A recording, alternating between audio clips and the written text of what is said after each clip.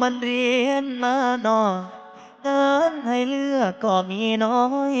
แค่บอกคิดสิปล่อยจอยสู้บ่ถอยกันแน่เด้อความฝัน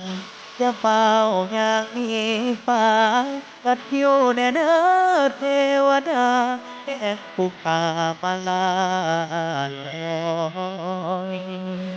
ถึงแม้นหน้างานสิลำบากก็ยังยืนหยัดบ่ถอยนับหนึ่งเป็นครั้งที่รอยสู้บ่ถอยเพื่อคนทางบ้าน